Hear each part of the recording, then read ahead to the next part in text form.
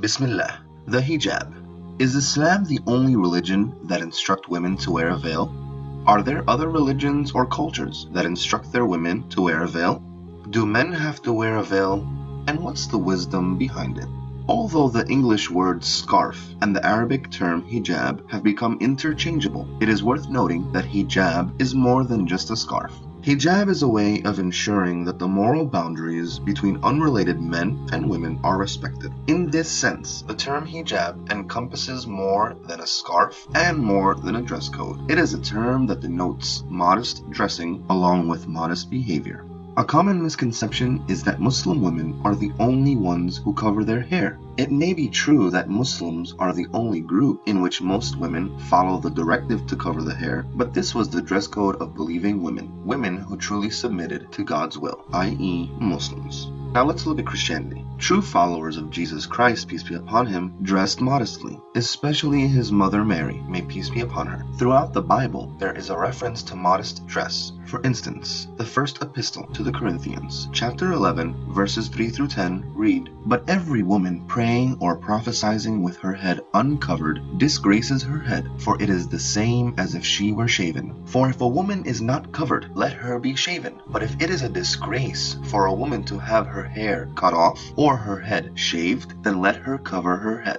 What about Judaism? The covering of women's hair is part of Jewish laws on modesty. A woman's hair is considered irva, or erotic stimulus, which must therefore be covered, just as other irva parts of a woman's body must also be covered. There are many references in the Old Testament that indicated that. Let's look at a couple. In Genesis 24:65, so she took her veil and covered herself. In Genesis 38:14, and she put her widow's garments off from her and covered her with a veil and wrapped herself. How about other religions? Here are some examples of women's head coverings by different religions. Now, how about the hijab in America? Part of early American culture, covering the hair was part of their rituals because early American generations were more religious, and it was a part of modesty and dignity. This practice didn't go away until nakedness was introduced later in the 19th century. How about the elite?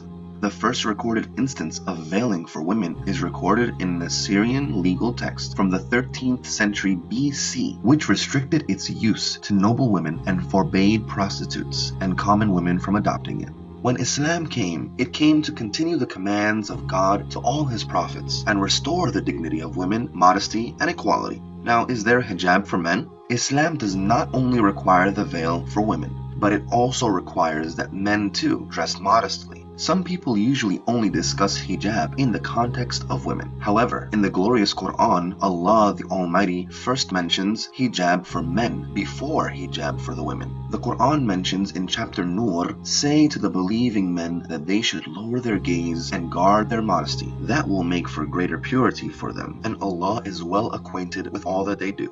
So what's the wisdom behind the veil? The ultimate wisdom is that God has created us and God knows what's best for us. Hijab is a representation that the one who wears it is a Muslim. A sister who truly wears a veil should be a role model of morality, modesty, purity. She would not lie, cheat, and she is well behaved and you can trust her. The wisdom behind it is that it tells men out there that this woman has boundaries and she is not playing any games and she is definitely not a toy. If a woman presents herself as a sex object, men will treat her as a sex object.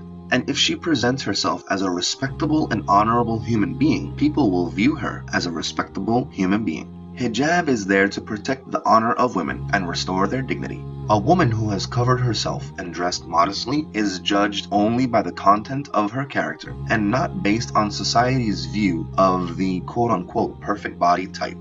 She is valued as an intellectual and individual rather than an object of carnal desire. In a recent study in America, men would view women in bikinis as objects. So the more immodest you are, the more you became an object in the eyes of men. This is not acceptable behavior by men, who should lower their gazes and guard their own chastity. But these examples show the impact on society, whether right or wrong. Hijab also protects women from the burden society places on the body image. You see many women and even young girls starve themselves or go as far as to commit suicide over having an imperfect body. The amount of stress and pressure placed on women to look a certain way is not healthy or beneficial. To place impossible physical standards on women is unfair and damaging. Hijab solves this crisis. A woman's body figure is not exposed to be judged. She is valued as a human being. Hijab is the dress code of Mary, may peace be upon her, the Prophet's wives, and all honorable women. Islam came to make women as elites, not like sex objects.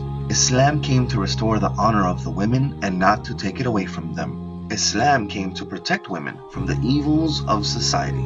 And remember, if you have questions about Islam, ask a Muslim.